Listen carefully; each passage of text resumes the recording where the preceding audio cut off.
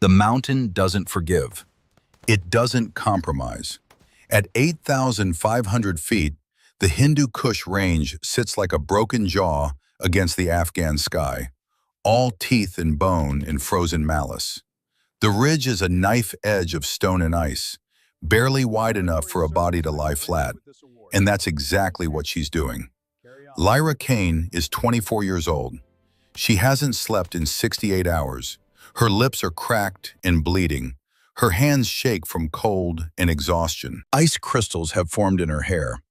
Through the scope of her M110 rifle, the world is reduced to a circle of magnified reality, a window into hell 1,300 meters below. The radio crackles, static, then a voice, strained and desperate. Phantom Overwatch, this is Viper 6. We are combat ineffective, surrounded. Estimate 200 plus Taliban, 3 wounded. We need immediate extraction. The voice belongs to a man she's never met, a Navy SEAL lieutenant commander named Jackson, 38 years old, father of 2. Right now, he's huddled in a rocky depression in the valley floor with 11 other men, and they're about to die. Lyra's voice is barely a whisper, calm as still water. Viper 6, this is Phantom. I have eyes on. Count your personnel. There's a pause, confusion in his reply. Phantom, who the hell are you? We have 12 souls, 3 wounded, surrounded by hostiles preparing to overrun our position. She doesn't let him finish. Her finger is already on the trigger. She's been watching the Taliban commander for the last 30 seconds. He's gesturing, organizing, preparing to send his fighters in for the kill. Range, 1,100 meters. Wind, gusting crosswind, 18 miles per hour. Temperature, -2 degrees Celsius.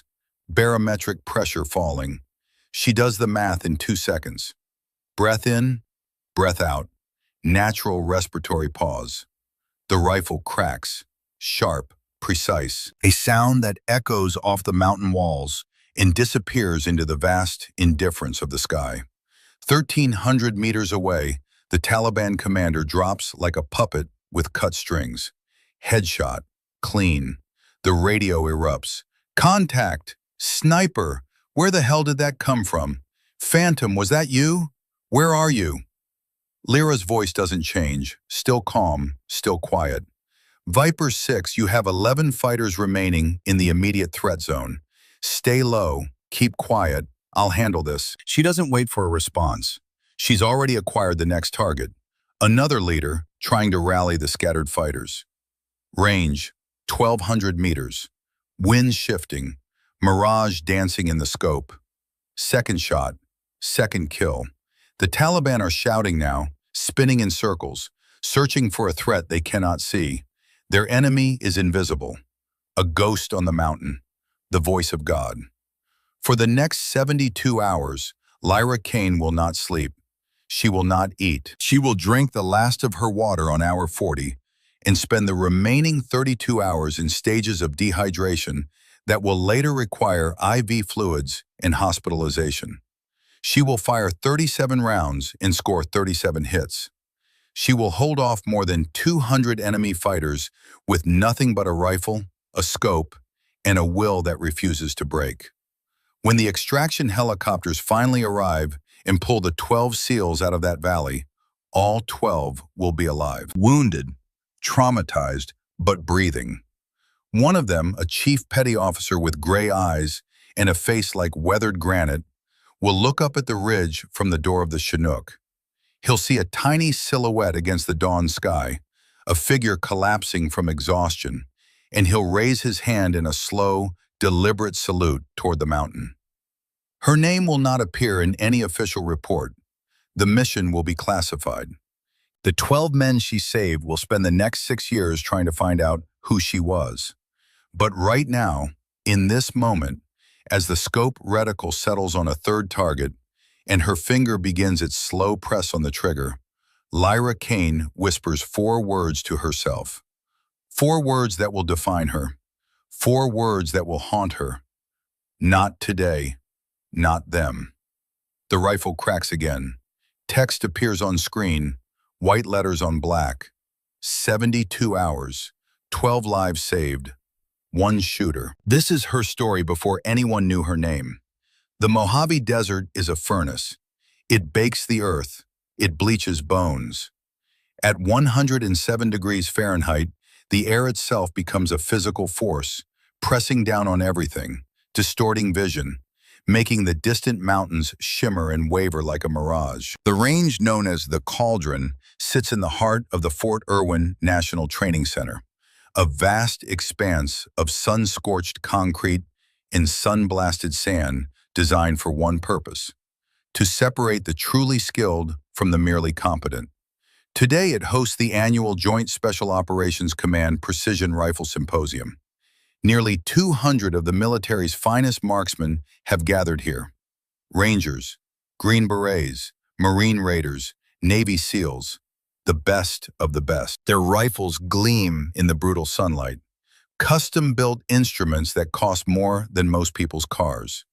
Barrett M82 A150 caliber rifles, $12,000 each.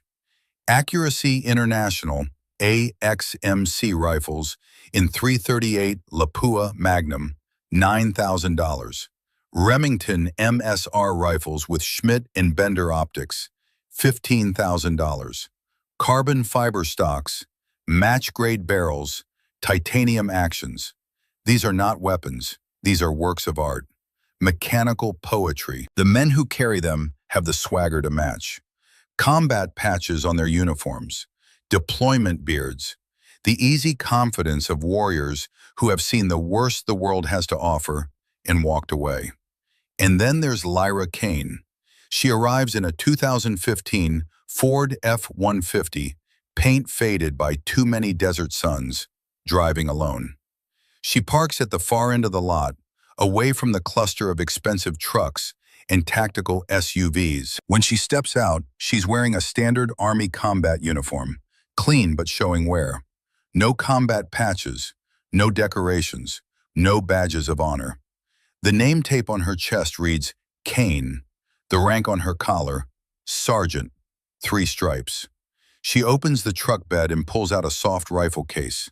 Not a hard case, not a tactical Pelican case with foam inserts. Just a simple padded bag, the kind you can buy at any sporting goods store for $40. From 50 feet away, a group of Marine Raiders watches her. One of them, a staff sergeant with a fresh, high and tight haircut, nudges his buddy. Check it out, Army Marksmanship Unit. His buddy glances over, sees Lyra, sees the soft case, loses interest immediately. Support role, probably here for admin or something. They turn back to their rifles, their conversation, their world. Lyra doesn't exist to them. She's scenery, background noise. She doesn't notice, or if she does, she doesn't care. She walks to firing position 23, sets down her gear, and unzips the case. The rifle that emerges is an M110 semi-automatic sniper system. 7.62 millimeter NATO, standard issue. It's a capable weapon, respected in the right hands. But here, in this company, surrounded by custom-built marvels of engineering, it looks like exactly what it is: basic, functional, ordinary. Lyra pulls a small cleaning cloth from her pocket and begins wiping down the bolt. Her movements are slow, methodical. Each motion flows into the next with the kind of practiced economy that comes from 10,000 repetitions. She's not thinking about it.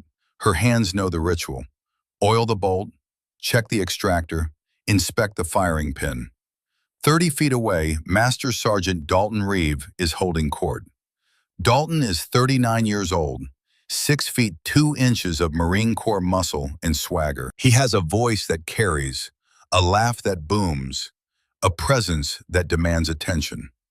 His rifle, resting on a custom shooting mat, is a work of art. A precision-built masterpiece chambered in .338 Lapua Magnum. The stock is carbon fiber. The barrel is stainless steel, hand-lapped and cryogenically treated. The scope is a Schmidt & Bender 5 to 25 power with a price tag that could buy a used car. He's surrounded by a small audience, other shooters, Marines mostly, but a few Army Rangers, a couple of Green Berets. They're laughing at something he said. Dalton has that gift, the ability to command a room, or in this case, a firing line. He glances over at Lyra, sees her kneeling by her gear, sees the M110, sees the soft case. His eyes light up with opportunity. "Hey fellas," he says, loud enough to carry. "Y'all see that?" The group turns, follows his gaze. "Army brought a museum piece." The laughter starts, not cruel, not yet. Just the easy mockery of men who know they're on top of the hierarchy. Lyra doesn't look up. She inserts a magazine into the rifle's well. The click is crisp, precise, a small sound of mechanical perfection. She continues her work. Dalton takes 3 steps toward her. His audience follows. Now there are 8 men standing around, and Lyra is the center of attention, whether she wants it or not. "That little thing," Dalton says, his Texas accent thick and syrupy. "Sweetheart, you'd be better off throwing rocks." The laughter is louder now. A couple of the men exchange glances.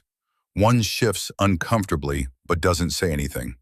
The group dynamic has momentum. Nobody wants to be the one to break it. For the first time, Lyra's hands pause, just for half a second. Her fingers stop moving on the rifle. Then they resume, steady, deliberate. She still doesn't look at him. The lack of reaction frustrates Dalton. He's used to getting a response, anger, embarrassment, something. The silence is an insult. "I'm serious, darling," he says, louder now. "That pea shooter might work on a flat range in perfect conditions. But out here, in the real world, you're outgunned before you even start." More laughter. One of the Rangers shakes his head, grinning. A Green Beret crosses his arms, watching, waiting to see how this plays out. Lyra sets down the rifle. She picks up a small torque wrench, the kind used for precision work. She begins checking the scope rings. Her expression is neutral, not angry, not embarrassed, not intimidated, just focused. It's the face of someone completely absorbed in a task. The outside world, with all its noise and pettiness, simply does not exist. 400 yards away in the observation tower, General Thaddeus Blackwood lowers his binoculars. He's 59 years old, 4 stars on his collar, commander of the Joint Special Operations Command. His face is weathered, lined with the kind of creases that come from decades of hard decisions and harder consequences. His hair is silver gray, cut military short. His posture is ramrod straight even when he's alone. He's been watching Lyra since she arrived.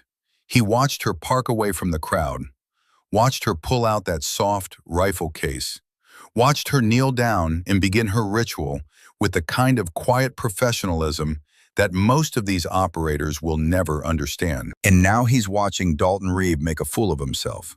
Blackwood's jaw tightens. His knuckles go white on the binocular housing. For just a moment, a memory flashes. 15 years ago, a recruitment event in a high school gymnasium in rural Virginia. A teenage girl with fire in her eyes, asking him if the Army would let her shoot. Really shoot, not just qualify. He'd looked at her and seen something. Hunger, discipline, potential. He'd told her, "You'll go far, kid, if you're willing to work for it." She'd worked for it. Blackwood raises the binoculars again, watches Lyra ignore the mockery, watches her continue her preparation with the same meticulous care, as if Dalton Reeb and his audience are nothing more than background noise. A small smile crosses Blackwood's face. Not amusement, recognition. He's seen that look before, that absolute focus, that refusal to be distracted by anything external. He's seen it on the faces of operators in the worst situations imaginable. The kind of focus that comes when the world is ending and the only thing holding back the chaos is will. Lyra Kane has that will. She's had it since she was 15 years old. Down on the firing line, Dalton is walking away, satisfied. His audience disperses. The show is over. They return to their rifles, their gear, their conversations. Lyra is forgotten. She continues her work. She ties a small piece of frayed olive drab yarn to the end of her rifle barrel. 8 inches long, faded, ancient. The kind of improvised wind indicator that hasn't been used in decades, not since the invention of electronic wind meters. 10 positions down, at firing position 13, Chief Petty Officer Gideon Hale watches. Gideon is 36 years old, Navy SEAL, Team 5. His face is all angles and edges, carved from hard deployments and harder memories. His hair is salt and pepper, cut short. His eyes are gray, pale gray, the color of storm clouds over the ocean. He's been watching Lyra since she arrived, not openly, just peripheral observation. The way a predator watches another predator, respectful, cautious, curious. He sees the yarn on her barrel and something clicks in his memory. He's seen that before. Not recently, years ago, but where? He watches the way she tests the yarn, the way it flutters in the slight breeze, the way she reads it, interpreting the movement like reading a language. He watches her pull out a small, spiral-bound notebook, opens it, pages and pages of handwritten data, wind patterns, mirage behavior, elevation corrections, temperature coefficients, ballistic data accumulated over years, maybe a decade. He watches her posture, the way her shoulders sit, perfectly square, relaxed but ready, zero tension. The mark of someone who has spent so many hours behind a rifle that the position is as natural as breathing. Gideon sets down his coffee, slowly. His full attention is on her now. He recognizes something, not her, he's never met her, but he recognizes the language she's speaking, the silent language of true mastery. It's the same language he speaks, the same language that all real professionals speak, regardless of service or unit or rank. She's not a support role admin.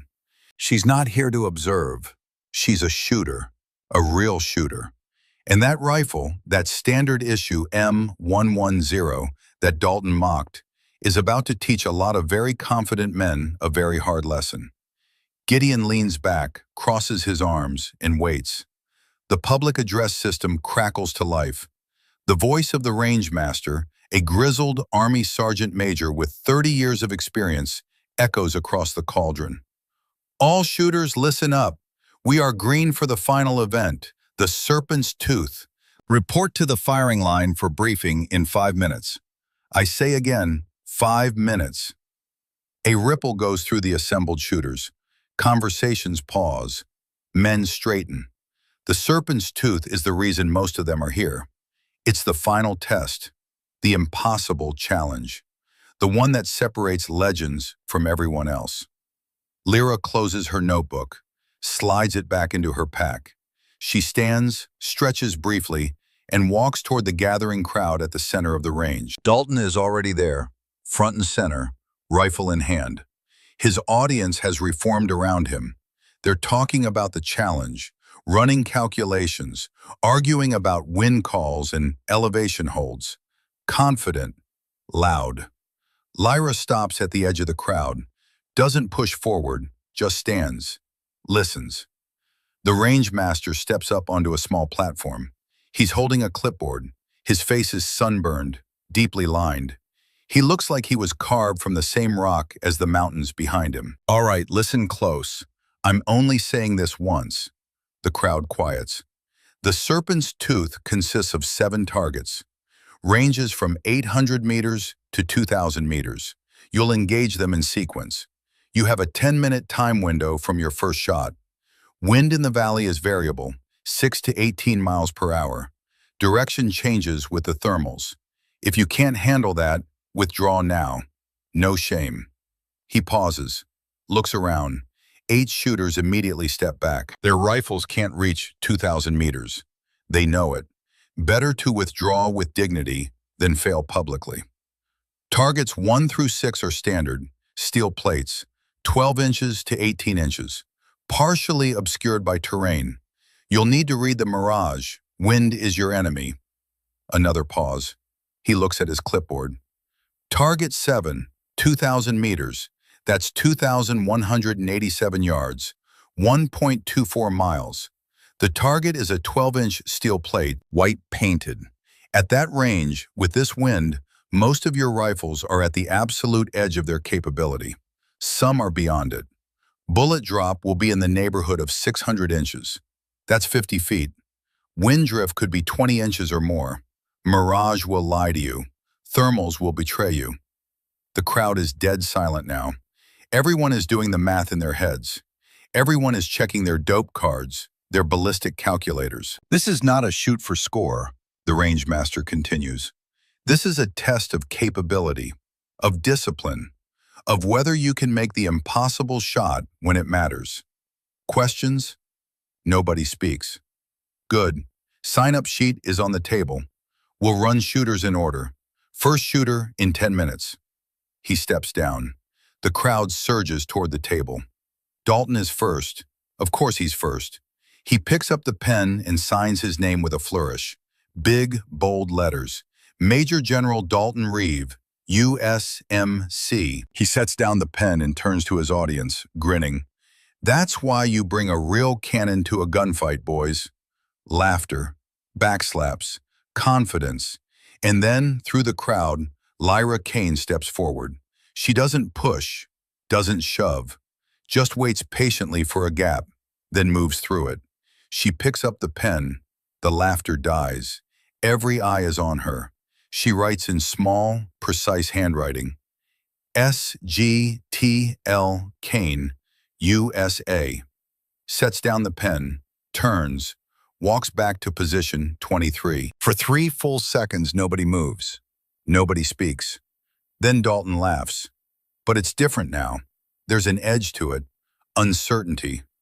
Well, bless her heart, he says loud enough for everyone to hear. At least she's got spirit. A few of the men chuckle, nervous, unsure. But Gideon Hale, standing at the back of the crowd, is not laughing. He's watching Lyra walk away, watching the set of her shoulders, the calm in her stride. And he's remembering something from 6 years ago. A voice on a radio in the darkest moment of his life. Calm, steady, fearless. Stay low, keep quiet, I'll handle this. No, it can't be, can it? Gideon's eyes narrow. He looks at Lyra, really looks at her. The way she moves, the way she breathes, the way she exists in her own space, untouched by the noise around her. And for the first time in 6 years, a question forms in his mind. Could she be Phantom? 10 minutes later, the crowd has formed a semicircle around the firing line. Dalton Reeve is in position, prone, rifle deployed on its bipod. His spotter, a fellow Marine with a high-powered spotting scope, is beside him. The range master's voice. Shooter ready? Ready, Dalton calls back. Stand by.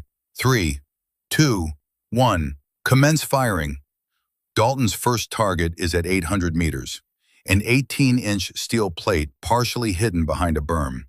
He finds it in his scope, dials the elevation, checks the wind. His spotter. Wind right to left, 8 miles per hour, hold right edge. Dalton breathes. In, out, squeeze. Boom! The rifle's report is enormous. A massive concussive blast that echoes off the mountains. The recoil pushes his whole body back. Downrange, the electronic scoring system pings. Target 1, hit. The crowd murmurs approval. Dalton works the bolt. Smooth. Fast. He's good. Nobody can deny that. Target 2, 1,000 meters. He finds it, adjusts. Boom. Ping. Target 2, hit. He's moving fast now, confident. The rifle is an extension of him. He flows through targets 3, 4, 5, 6. Each shot is a demonstration of skill. Each hit is confirmation of his place at the top of the hierarchy. Time remaining, 3 minutes, 12 seconds. Now comes target 7, 2,000 meters, the impossible shot. Dalton settles into his position. His breathing slows. His spotter is on the spotting scope, reading the wind with a Kestrel electronic wind meter. Wind variable, 11 miles per hour, quartering right. Wait, gust from the valley, 16 miles per hour. No, shifting again, back to 12. The wind is chaos, a living thing, unpredictable. Dalton dials in his elevation, 58 minutes of angle. He holds for wind, 4 minutes right, breath in, breath out, hold, squeeze, boom. The sound is apocalyptic. The rifle bucks. The muzzle blast kicks up dust in a 20-foot radius. Downrange, far across the valley, a plume of dust erupts, 3 feet to the left of the target. Miss. Dalton curses, loud, reloads, fast. His spotter, wind changed mid-flight, now left to right, 12 miles per hour. Dalton adjusts, dials left, holds. Boom!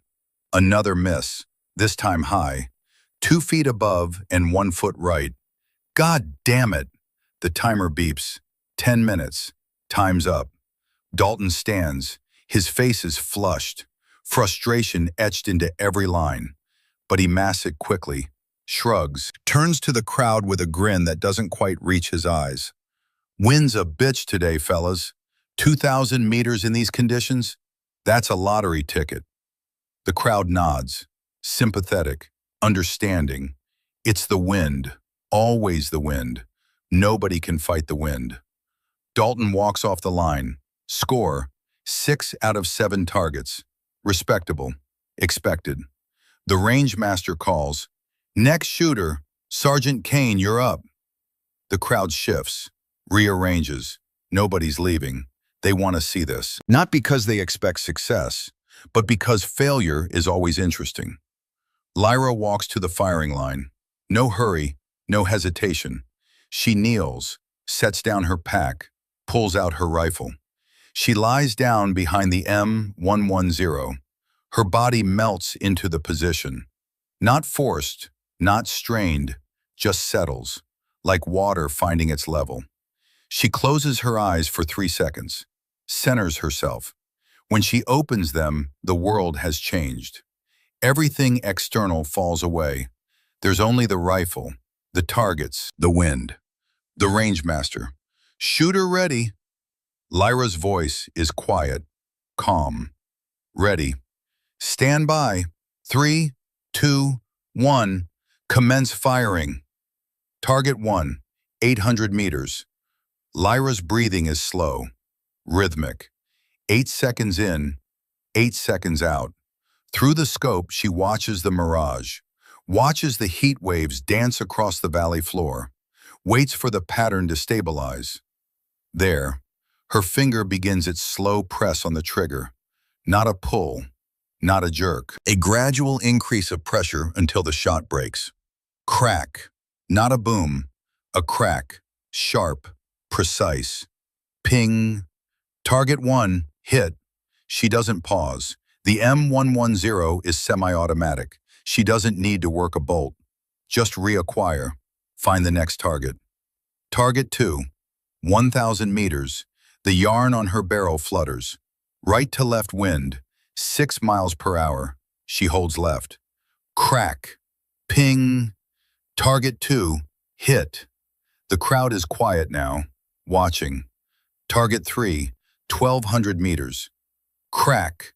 Ping. Target 4, 1,400 meters. Crack. Ping. She's moving faster than Dalton did.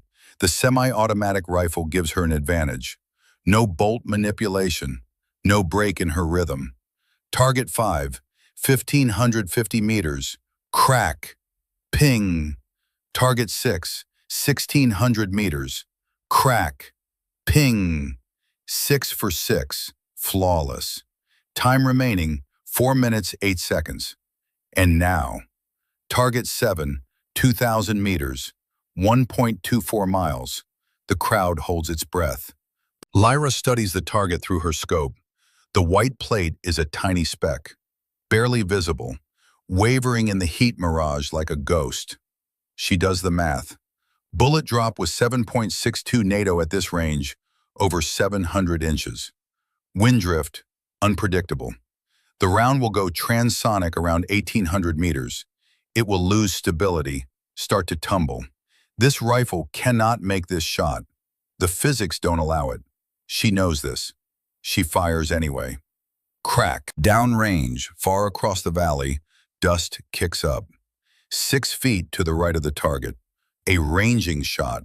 Deliberate, intentional, not a miss. An information-gathering exercise. She cranks her scope turret. 30 minutes of angle left. The clicks are audible in the silence. Crack. Closer. 4 feet left now, but still short. 2 feet low. The crowd begins to murmur. Sympathetic. She's trying. It's admirable, but futile. Time remaining, 58 seconds. Lyra lies behind the rifle. Perfectly still. She can feel her heartbeat, can feel the pulse in her fingertips, can feel the earth rotating beneath her. She knows she cannot make this shot with this rifle. She knows it. And yet, there's a sound. Footsteps on concrete, heavy boots, walking toward her. The crowd parts. Gideon Hale steps through. In his hands, he carries his rifle, an M110 SAS Enhanced, the upgraded version, bigger, more powerful. Chambered in .300 Winchester Magnum instead of 7.62 NATO, capable of reaching distances that Lyra's rifle can only dream of. He walks to position 23, kneels beside Lyra. The crowd is frozen. What is he doing? Gideon sets his rifle down on Lyra's mat, deploys the bipod. The weapon sits there, offered, a gift. He reaches into his pocket, pulls out a single brass cartridge, hand-loaded, match-grade, the best ammunition money and skill can produce. He places it beside the rifle, and then he speaks. His voice is low, gravelly, respectful. Use this, Sergeant Major. The crowd gasps. Sergeant Major? She's wearing sergeant stripes, 3 chevrons, not the complex insignia of a sergeant major, not the rank that commands battalions and advises colonels. What did he just say? Dalton Reeves' face goes pale.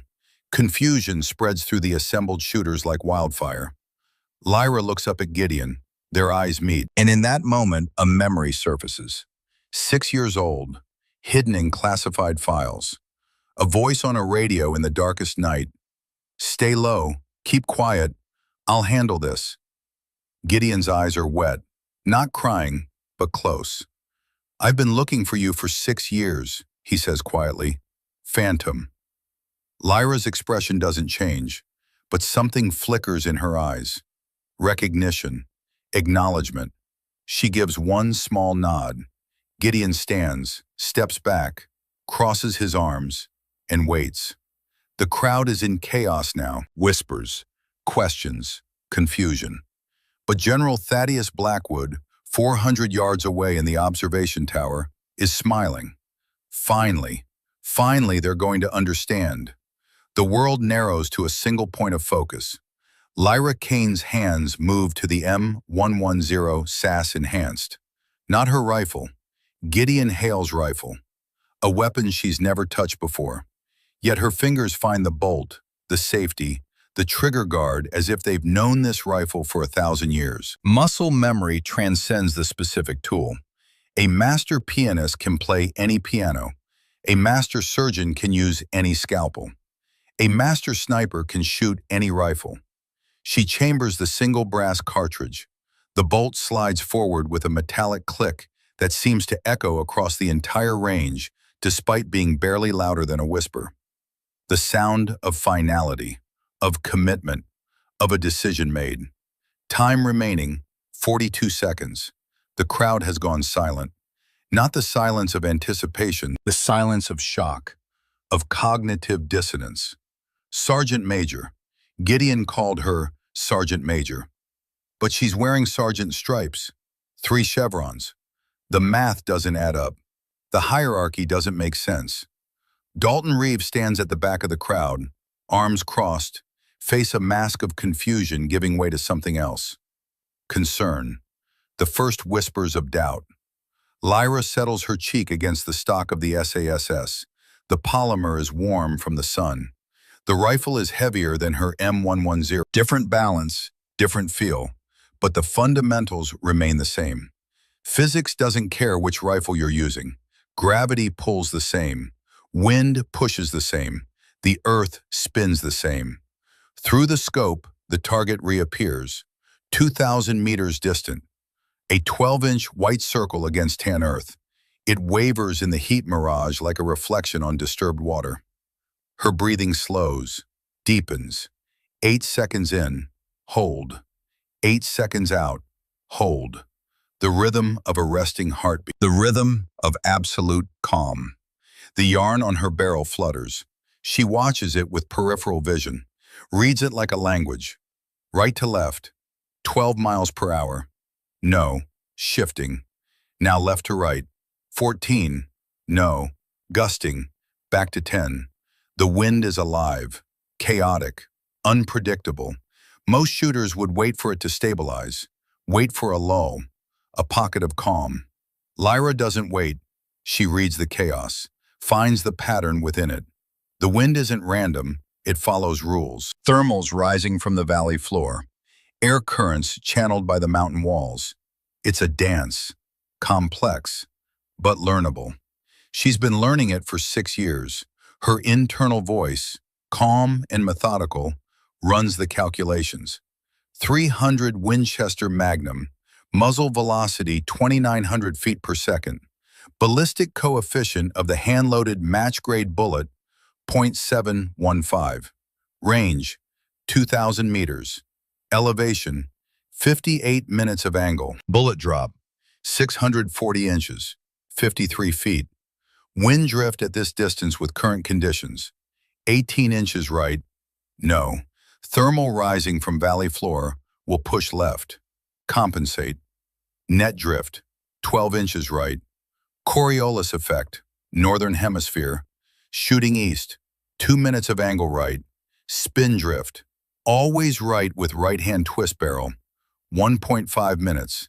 Temperature, 107 degrees. Air density, low. Bullet will fly faster, flatter. Adjust elevation down 0.5 minutes. All of this happens in 3 seconds. Not conscious thought. Instinct honed by 10,000 hours behind a scope. Her hand moves to the elevation turret. Clicks. Precise adjustments. The crosshairs shift in the scope. Time remaining, 35 seconds. She finds her natural respiratory pause. That moment between breaths where the body is perfectly still, where the heartbeat quiets, where the rifle, the shooter, and the earth become one unified system. Her finger begins its press on the trigger. Slow, gradual, constant pressure. She doesn't know when the shot will break. That's the point. If she knows, she'll flinch. Anticipate. The subconscious will betray her. The trigger is a surprise, even to her. The rifle fires. The sound is different from the M110. Sharper, more authoritative. The recoil is heavier. A firm shove against her shoulder, but she rides it. Doesn't fight it, becomes part of it. Through the scope, she watches. For 3.2 seconds, the world holds its breath. The bullet leaves the barrel at 2,900 feet per second. It climbs, arcs, reaches its apex 85 feet above the line of sight, begins to descend. The copper-jacketed projectile is spinning at 180,000 revolutions per minute, a tiny gyroscope fighting to maintain stability. At 1,800 meters, it goes transonic, breaks the sound barrier in reverse. The shock wave causes it to wobble, destabilize.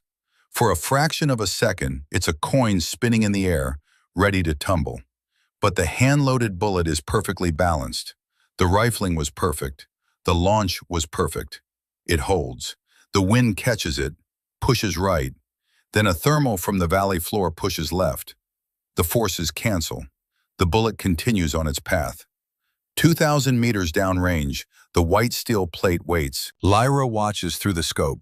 Doesn't blink. Doesn't breathe. The bullet is a tiny dark speck visible only because she knows exactly where to look. It descends, converges, arrives. The sound comes 3.2 seconds after the shot, a distant metallic clang that rolls across the valley like thunder.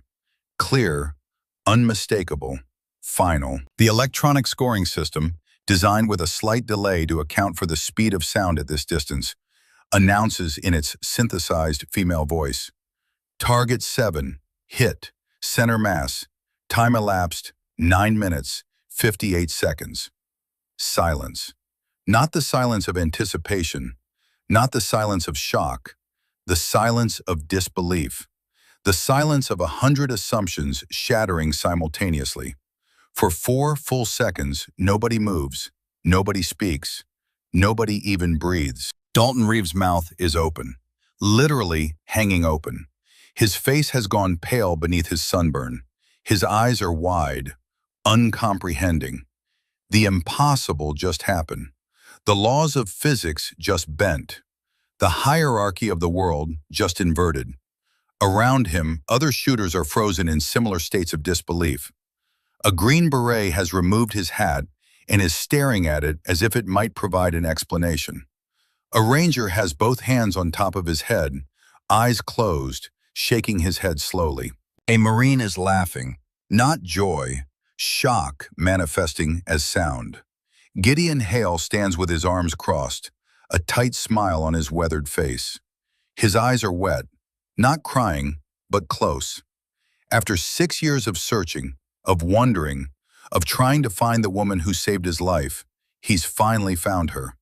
And she just proved, in front of 200 of the military's best shooters, exactly who and what she is. In the observation tower, General Thaddeus Blackwood sets down his binoculars. He closes his eyes, exhales a breath he's been holding for 6 years, maybe longer, since the day he met a 15-year-old girl with fire in her eyes and told her she could go far if she worked for it. She worked for it, and now the world is about to learn what that work produced.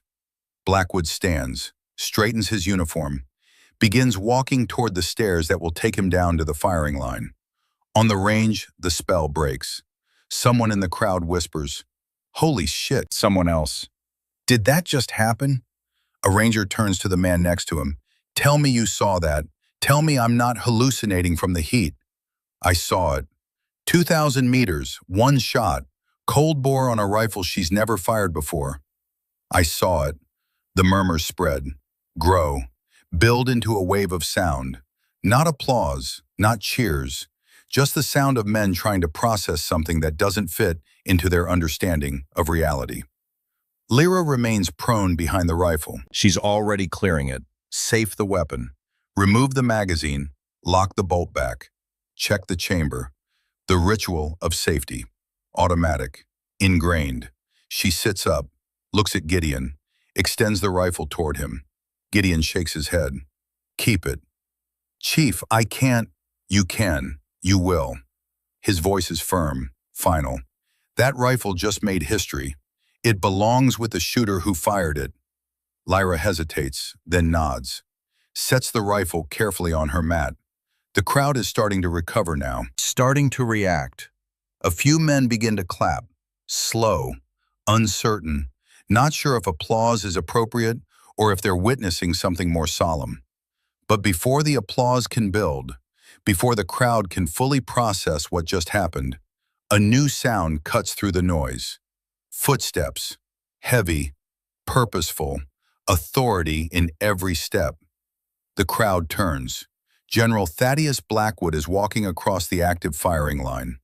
Rangemasters move to intercept him. Protocol demands it. The range is hot. Targets are still active. A 4-star general has no business walking into a live-fire area. Blackwood raises one hand, a gesture of absolute command. No words necessary. The rangemasters stop, step back. Every eye on the range follows the general. 200 shooters, 20 range staff, all watching. Blackwood walks past Gideon Hale first. Stops. Their eyes meet. Blackwood gives a single, slow nod of approval. "Well done, Chief Hale." Gideon's voice is rough, thick. Just gave her the right tools, sir. She did the impossible part. Indeed she did. Blackwood continues walking. His path takes him directly past Dalton Reeve. He stops, looks at the Marine Master Sergeant, doesn't speak. The silence between them is heavier than words. Blackwood's eyes hold disappointment, not anger, disappointment. The kind a father shows a son who should have known better. The kind that cuts deeper than any reprimand. Dalton can't meet his gaze, looks down. His face flushes, shame mixing with confusion. Blackwood holds the look for 5 seconds, then continues walking. He stops in front of Lyra Kane. She's starting to rise, coming to attention. Proper military protocol when a general officer approaches. Blackwood raises his hand. As you were, Sergeant Major. The words hit the crowd like a physical force. Sergeant Major. There it is again. From a 4-star general. Not a mistake, not a slip of the tongue. Deliberate, intentional. Lyra settles back, kneeling, waiting. Blackwood doesn't speak to her. Not yet. Instead, he turns to face the assembled crowd. All 200+ men. The finest shooters in the United States military. Rangers, SEALs, Green Berets, Marine Raiders, Delta Force operators whose presence isn't officially acknowledged. The best of the best.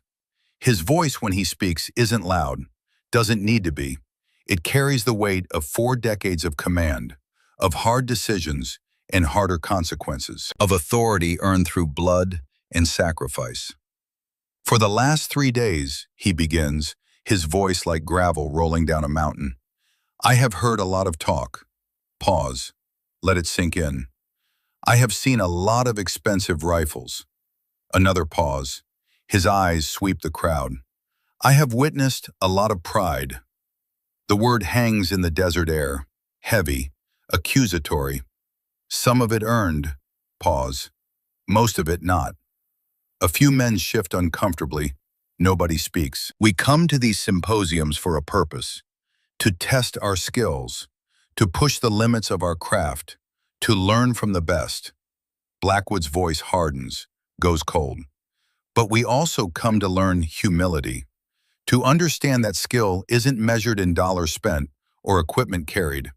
To remember that the most dangerous weapon on any battlefield isn't the rifle. He taps his temple. It's this, and what this commands. He gestures toward Lyra without looking at her. You see this sergeant. You see her standard issue rifle. You see her lack of expensive gear. You see her lack of fanfare. And you made assumptions. The word is sharp, cutting. You judge the book by its cover. Didn't even bother to read the first page. Blackwood's posture shifts, goes formal, parade ground straight. Let me read it for you. His voice rises, projects, every word precise. This is Sergeant Major Lyra Kane, United States Army, serial number classified. The crowd ripples. Shock spreading outward like a wave. Sergeant Major is in E9, the highest enlisted rank, a position of immense responsibility and respect. Command Sergeant Majors advise battalion and brigade commanders. They are the senior enlisted advisors, the voice of experience, the keepers of standards. And she's wearing sergeant stripes. Why? Blackwood continues. His voice is steel now. The long-range engagement doctrine that you all studied to qualify for the symposium, the manual you memorized, the formulas you calculated. Pause. Let them remember their studies. She didn't study them. Pause. She wrote them. Gasps. Audible gasps from the crowd. Field Manual 3-22-10, Chapter 7, High-Altitude Wind Correction Formulas, Thin Atmosphere Ballistic Compensation, Temperature Coefficient Adjustments. Blackwood's eyes are hard, unforgiving. Written by Sergeant Major Kane, based on field data collected during Operation Enduring Freedom. Validated through combat application, signed in blood and brass on a frozen mountain while saving the lives of 12 men. He pauses, lets the weight settle. 12 men you would all call heroes. The silence is absolute now. Not a sound, not a breath. Blackwood turns slightly, looks at Lyra. When he speaks again, his voice has changed. The steel is still there, but underneath it, something else. Respect, pride, almost paternal. Afghanistan, Korangal Valley, October 2018, 6 years ago. And with those words, he takes them back. Back to the mountain, back to the darkness, back to the moment when 12 men faced death, and one woman held it back with nothing but a rifle and an unbreakable will.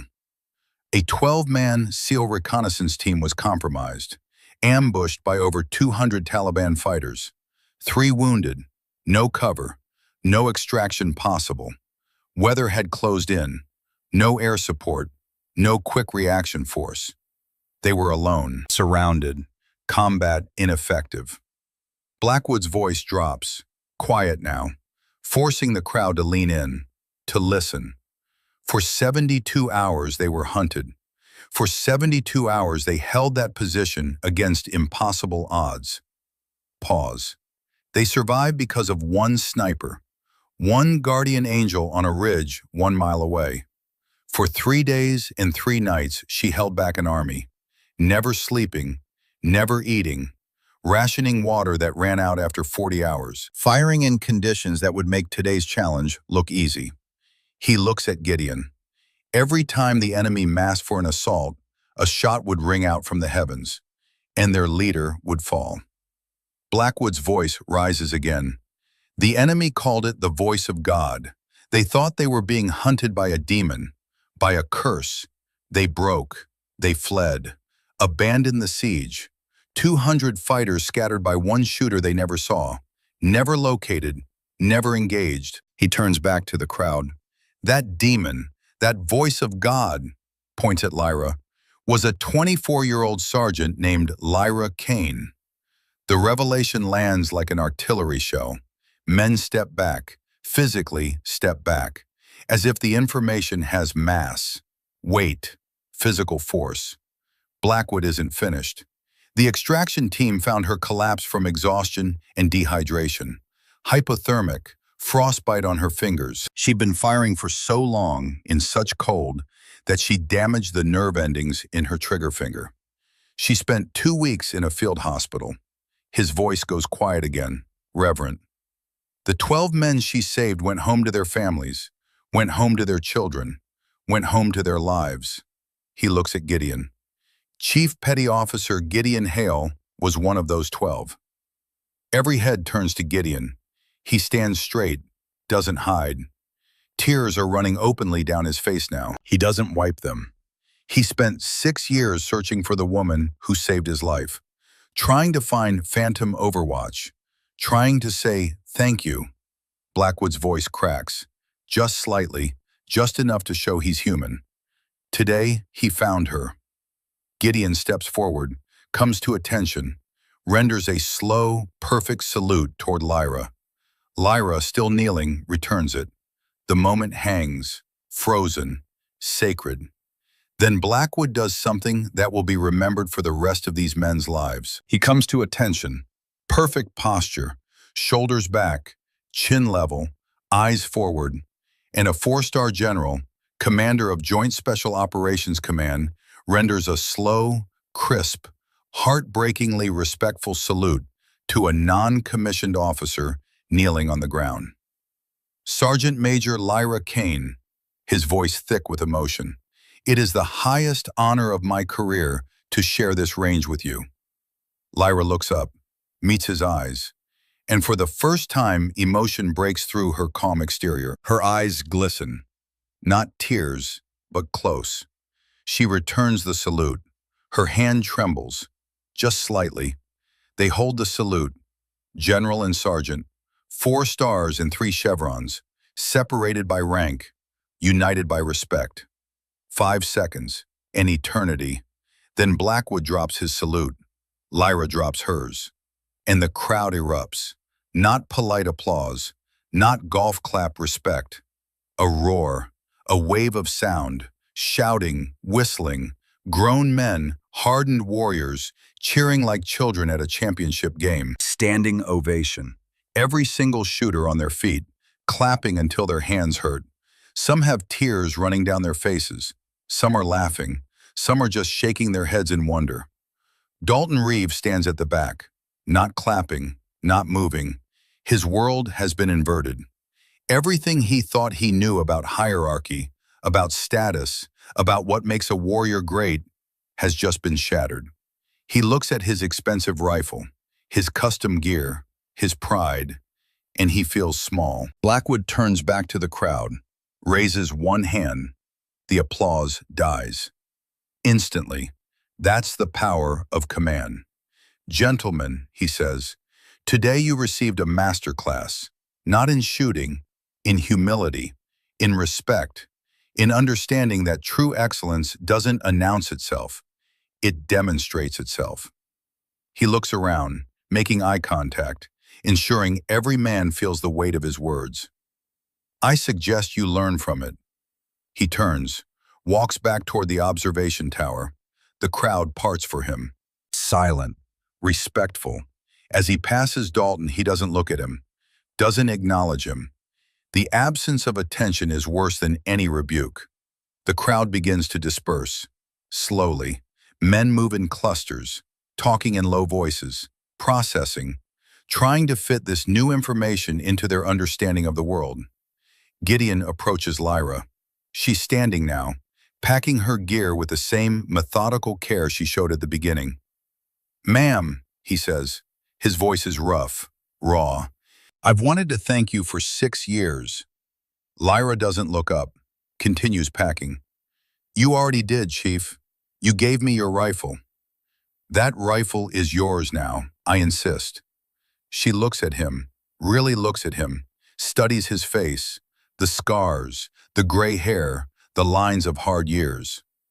Viper 6, she says quietly, you made it home. All 12 of us did, because of you. You held the position. I just bought you time. Gideon shakes his head. You did more than that. You gave us hope. When we thought we were done, when we thought it was over, your voice on that radio telling us to stay quiet, to stay low, that you had us covered. That hope kept us alive. Lyra is quiet for a moment. Then, if you ever need anything, Chief, anything, you call me. I was about to say the same thing, ma'am. They shake hands. The grip is firm, respectful. Warriors recognizing warriors. As Gideon walks away, Dalton Reeve approaches, slowly, hesitantly. Lyra sees him coming, continues packing. Dalton stops 3 feet away, opens his mouth, closes it, tries again. Sergeant Major, His voice cracks, fails. Lyra straightens, turns to face him. Her expression is neutral, not angry, not forgiving, just calm. I was an arrogant asshole, Dalton manages. I couldn't see past my own ego. Lyra studies him. Then, you saw what you expected to see. Most people do. She extends her hand. You're a damn good shooter, Reeve. You just forgot that gear doesn't make the warrior. The warrior makes the gear matter. Dalton takes her hand, grips it. Hard. Yes, ma'am. I won't forget again. Good. Lyra's voice is firm, but not unkind. Now go teach someone else that lesson. Dalton nods, steps back, walks away a different man than he was an hour ago. The range is clearing now. The symposium is over. Shooters are packing their equipment, loading their trucks. The sun is beginning its descent toward the western mountains, painting the sky in shades of orange and gold. Lyra finishes packing her gear. The M110 SAS goes into a hard case now, Gideon's parting gift, or perhaps payment of a debt that can never truly be repaid. As she walks toward her truck, General Blackwood appears beside her, walking in step, hands clasped behind his back. You could have revealed yourself at any time, he says quietly. Wasn't about me, sir. Never was. That's exactly why you're the best soldier I've ever known. Lyra glances at him. I'm just someone who does her job, General.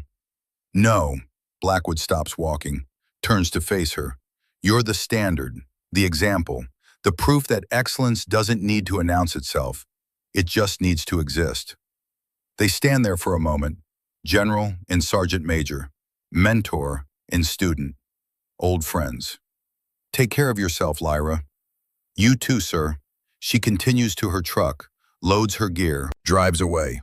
Behind her, the legend is already beginning to spread. 6 months pass like water through stone, slowly, invisibly, but leaving permanent marks. The story spreads through the special operations community the way all true legends spread. Not through official channels, not through after-action reports or commendations, but through whispered conversations in team rooms, through late-night phone calls between old friends, through the sacred oral tradition of warriors who recognize when they've witnessed something that transcends the ordinary. It becomes known as the silent shot, sometimes the Kane moment, sometimes Blackwood's lesson. At the Marine Corps Scout Sniper School in Quantico, Virginia, the story has become required curriculum. Master Sergeant Dalton Reeves stands in front of a classroom of 30 students. Young Marines, eager, confident, some too confident. He holds up a small, spiral-bound notebook, worn, edges frayed. This, he says, his Texas accent still thick, but the volume turned down, cost $3 at a gas station, maybe less. The wisdom inside it is priceless. He opens it, shows pages covered in neat, dense handwriting. Wind charts, mirage behavior patterns, temperature coefficients. This belonged to the best shooter I've ever seen, maybe the best shooter anyone's ever seen. This belonged to an Army Sergeant Major who taught me more in 10 minutes than I'd learned in the previous 15 years. He sets the notebook down on the podium, gently, reverently. I was at the top of my game, or so I thought. Custom rifle, $18,000, every piece of high-speed gear money could buy. And I was good. I knew I was good. Pause. And then I watched a woman with a standard-issue rifle and a piece of yarn for a wind indicator make a shot I just missed. Make it look easy. Make it look inevitable.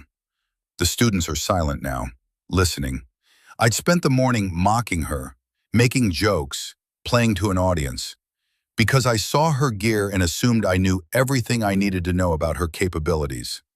Dalton's voice goes quiet. I was wrong, profoundly wrong, the kind of wrong that changes you. He picks up the notebook again. She gave me this 6 months ago, after I apologized, after I asked her to teach me what I was missing. She made one small correction to a formula I'd been using.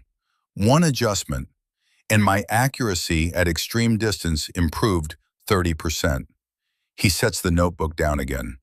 The most important piece of equipment you'll ever carry isn't your rifle, isn't your scope.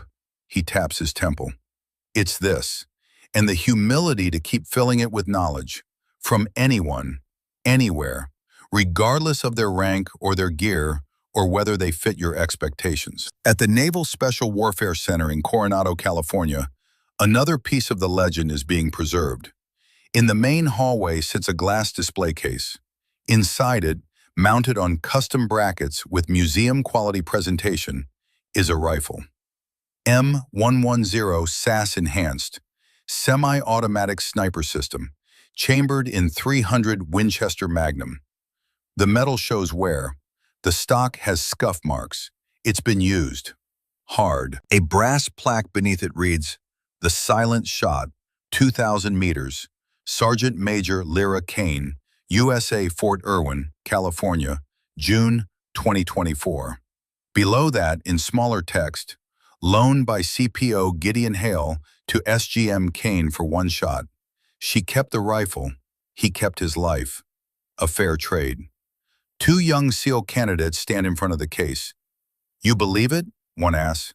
The second candidate studies the rifle, looks at the wear patterns on the stock, the carbon scoring on the barrel. I believe it. 2,000 meters with one shot on a rifle she'd never fired before? The rifle's right there, man. They don't put things in glass cases for bullshit stories.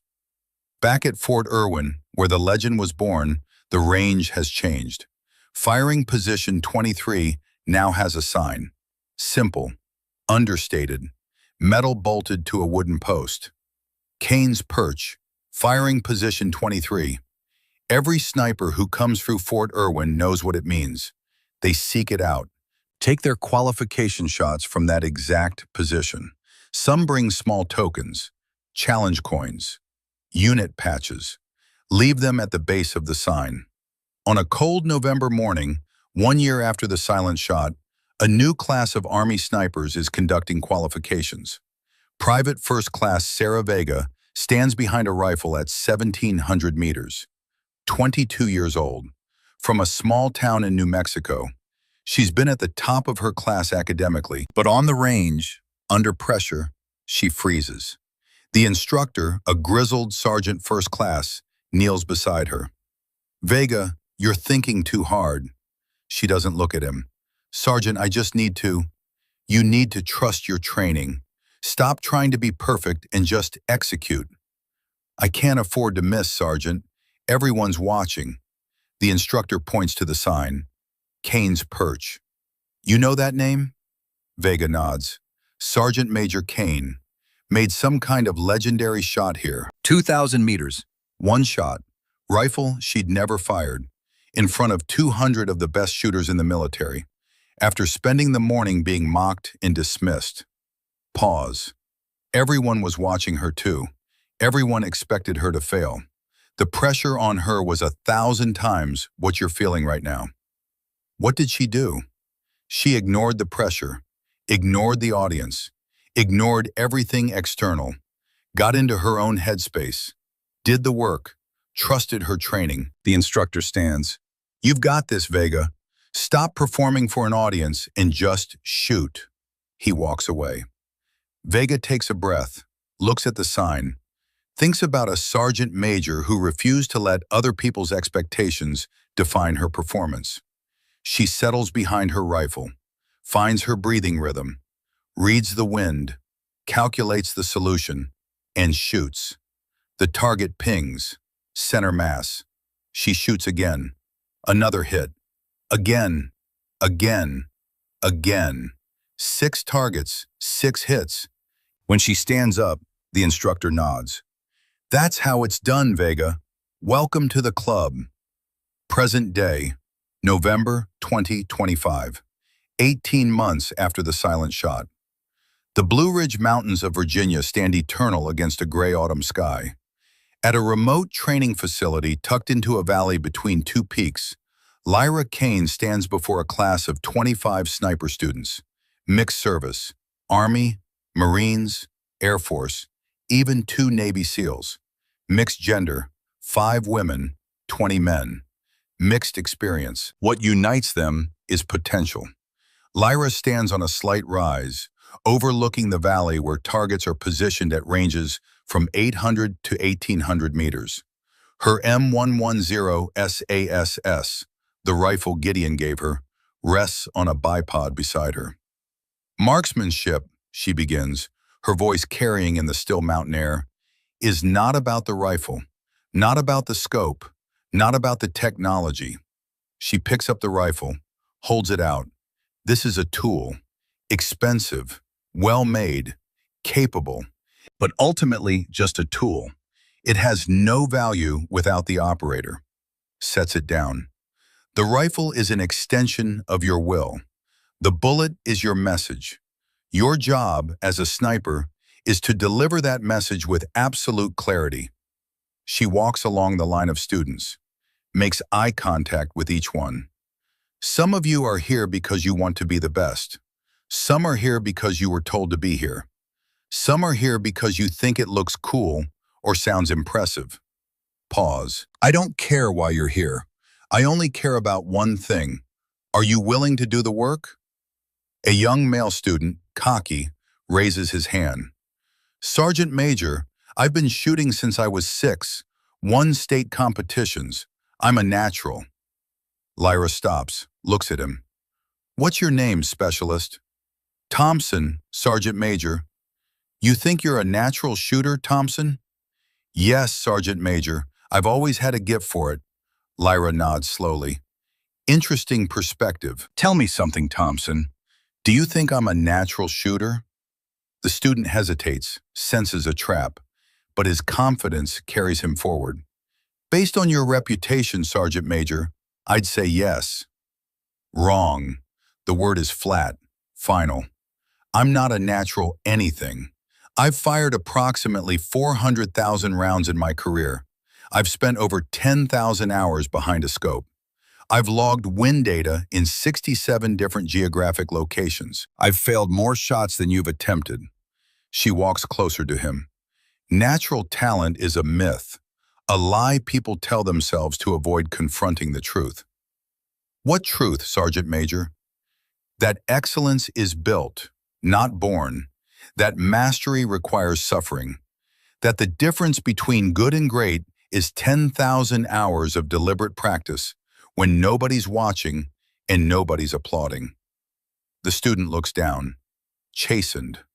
Lyra's voice softens, slightly. You have potential, Thompson. I can see it.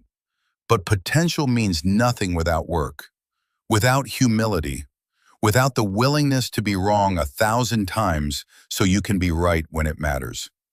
She addresses the whole class again. Every single one of you will fail during this course. You will miss shots you should make. You will make mistakes. You will have moments where you doubt whether you belong here. Pause. Those moments are where you become a sniper, not on the shots you make, on how you respond to the shots you miss. One of the female students raises her hand, nervous energy radiating from her. Sergeant Major, what if people doubt us? What if they don't think we belong? The question hangs in the air. Lyra looks at her, really looks at her, sees herself at that age, hungry, uncertain, desperate to prove something. She walks over, kneels beside the student. What's your name? Private First Class Martinez, Sergeant Major. Martinez, let me tell you something that took me years to learn. Other people's doubt is not your burden to carry. The student blinks, processing. Your only job is to be so undeniably good at what you do that their doubt becomes irrelevant. Not by arguing, not by defending yourself, but by demonstrating excellence so consistently that reality forces them to change their opinion. Lyra stands, addresses the whole class again. Every one of you will face doubt, from others, from yourselves. The question isn't whether you'll face it. The question is what you'll do when you do. She picks up her rifle again. Let me show you something. She moves to a prone position. The students gather around, watching. Lyra settles behind the rifle. The familiar ritual.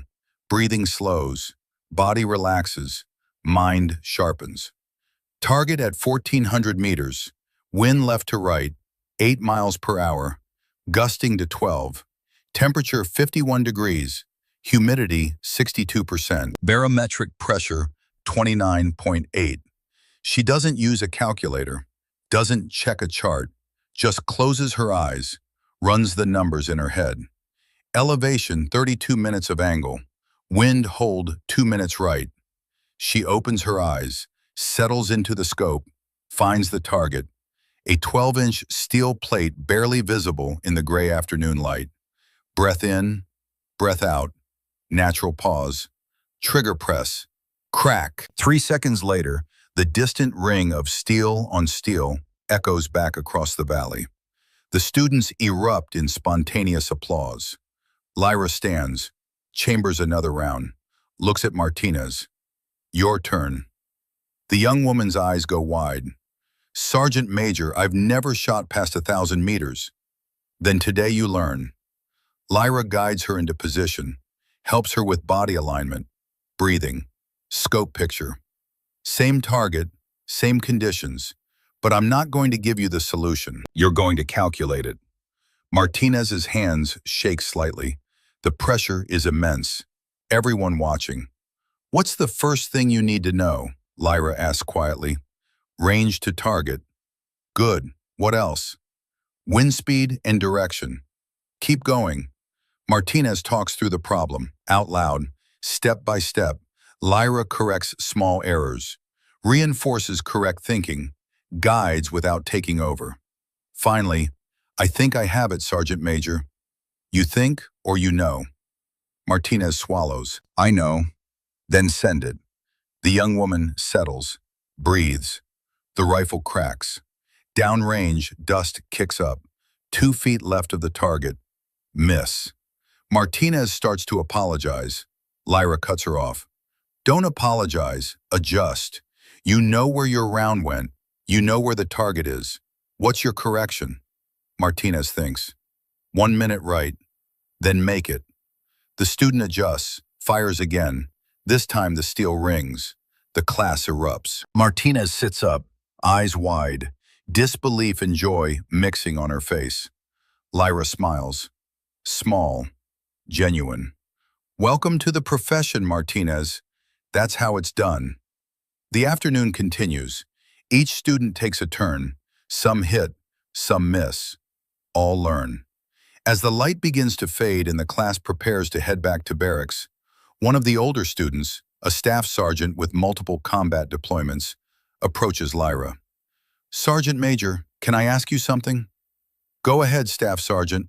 The story about Fort Irwin, the 2,000-meter shot, is it true?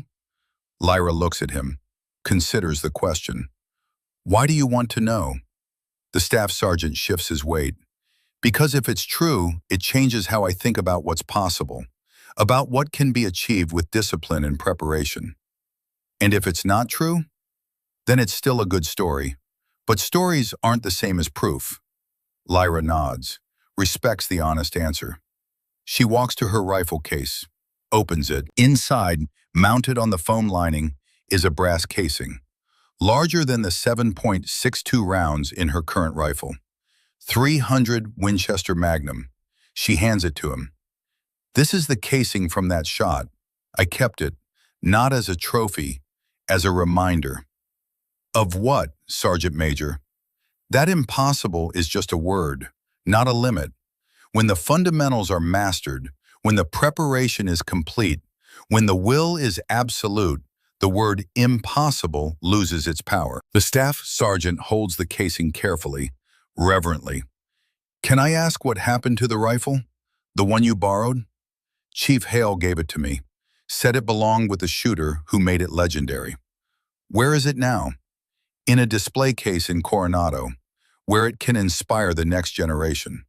She takes back the casing, returns it to the case. The shot itself doesn't matter, Staff Sergeant. It was one moment, one bullet. What matters is what it represented, which was that quiet competence will always, eventually, triumph over loud arrogance. That excellence doesn't need to announce itself. That the most valuable weapon isn't the one in your hands. It's the discipline in your mind and the humility in your heart. The staff sergeant stands at attention, renders a salute. Lyra returns it. As the student walks away, Dalton Reeve emerges from the training building. He's been observing the class from inside, taking notes, learning the teaching methodology. He's been at the marksmanship unit for 4 months now, still finding his footing, still adjusting to being a student again instead of the expert. They're responding well to you, he says. They're responding to consistency, structure, someone who gives them honest feedback. Dalton nods. I've been watching how you teach. It's different from how I was taught. How so? Less yelling, more explaining. You treat them like adults who can think instead of robots who need programming. Because that's what they are. The best soldiers are the ones who understand why they're doing something, not just how. They walk together toward the administrative building. The sun is setting behind the mountains, painting the sky in shades of orange and purple. I talked to General Blackwood yesterday, Dalton says. He's retiring next month. I know, end of an era. He told me something interesting about you. He said you were the finest soldier he'd ever served with. Not the finest sniper, the finest soldier. Said you embodied every value the military claims to hold. Lyra is quiet. He said watching you operate restored his faith in the profession. They walk a few more steps. That's a heavy burden to carry, Dalton. I'm just trying to do my job well. That's exactly what makes it true. They reach the building. Dalton pauses at the door. Thank you, he says. For what? For accepting me here. For being willing to teach me. After how I acted at Fort Irwin, you could have refused. Lyra looks at him, studies his face, sees genuine contrition, genuine desire to grow. Everyone deserves a chance to be better than they were yesterday, Dalton. You're taking that chance seriously. That's all I ask. 3 weeks later, General Thaddeus Blackwood's retirement ceremony takes place at Fort Bragg. The parade ground is filled with hundreds of soldiers, dress uniforms, spit-shine boots, the pageantry of military tradition. Lyra stands in formation with other senior non-commissioned officers, dress blues, all her ribbons and badges on display. The speeches are predictable, tributes to Blackwood's 41 years of service, recitations of his accomplishments. But then Blackwood takes the microphone for his final address. In 4 decades of service, I've met thousands of warriors, Rangers, SEALs, Special Forces, pilots, infantry, every type of soldier you can imagine. Pause. But only a handful truly embody what it means to be a professional. To serve without seeking glory. To excel without demanding recognition. To lead by example rather than by position. He looks directly at the formation where Lyra stands. One of those soldiers is here today. Most of you don't know her name. She prefers it that way. But I know. And I want to take this final opportunity to acknowledge what she represents. Lyra's heart rate increases. She keeps her eyes forward. Sergeant Major Lyra Kane taught me more about leadership in one afternoon than I learned in 4 years at West Point. She reminded me that the strength of our military isn't measured in budget dollars or technology. It's measured in the quiet competence of soldiers who do their jobs perfectly when nobody's watching. He raises his hand, points toward her formation. Sergeant Major Kane, would you please step forward? Every head turns. Lyra hesitates for half a second, then steps out of formation, marches to the center of the parade ground, comes to attention in front of Blackwood. He salutes her. She returns it. Then he does something that shocks everyone present. He removes the 4-star insignia from his shoulder, holds it out to her. This represents 41 years of service. I'm giving it to you not as a gift, but as a symbol. A reminder that true leadership doesn't come from rank, it comes from character. Lyra takes the insignia. Her hands are steady, but her eyes are wet. Sir, I don't know what to say. Say you'll keep doing what you're doing. Keep teaching. Keep raising the standard. Keep proving that excellence is built, not born. I will, sir. I promise. They stand there for a moment, General and Sergeant Major, mentor and student, 2 professionals who recognize in each other the qualities that make the military great. The formation erupts in applause, genuine, heartfelt, sustained. Blackwood steps back, renders one final salute to Lyra. She returns it, holds it, and in that moment, the circle completes. The sun sets over the Blue Ridge Mountains. The range grows quiet. Students pack their gear and head back to barracks. Lyra remains, alone, looking out over the valley where Target stands silent in the fading light. She picks up her rifle, chambers around, not for practice, not for demonstration, just for herself. Finds a target at 1,800 meters, barely visible in the twilight, settles into position. Breathing slows. World narrows. All the noise falls away. There's only the rifle, the target, the wind. The fundamentals never change. Breath in, breath out. Natural pause. Trigger press. Crack. 3 seconds of silence, then the distant ring of steel. Perfect. Lyra stands, clears the rifle, packs her gear. As she walks back toward the building, a young soldier she doesn't recognize approaches. Hesitant, respectful. Sergeant Major Kane? Yes? The soldier extends his hand. In it is a challenge coin, custom made. On one side, the silhouette of a sniper. On the other, 3 words: quiet, competent, deadly. I was at Fort Irwin, the soldier says. 18 months ago, I saw the shot. Changed my life. Changed how I think about what's possible. Lyra takes the coin, studies it. You made this? Had a batch made, been giving them to shooters I respect. Wanted you to have the first one. Lyra looks at the young soldier, sees the sincerity, the respect. What's your name? Specialist Brennan, Sergeant Major. I'm in Sergeant Reeves' class now, learning to be an instructor. Dalton's teaching you well? Yes, Sergeant Major. He tells us about you, about the lesson he learned, about checking ego at the door and letting the work speak.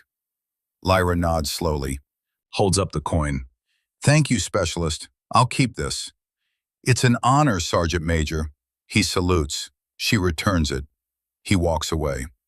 Lyra stands alone in the gathering darkness, holds the coin, feels its weight. This is the legacy, not the shot, the lesson, not the distance, the principle, not the recognition, the standard. She pockets the coin, picks up her rifle case, heads toward her truck. Tomorrow, there will be more students, more lessons, more opportunities to raise the standard. The work never ends. But for tonight, the work is done. And somewhere, in ranges, in team rooms, and training facilities across the country, the story continues to spread. The silent shot, Kane's perch, the lesson that quiet competence will always, eventually, triumph over loud arrogance. The proof that excellence doesn't need to announce itself. It just needs to exist.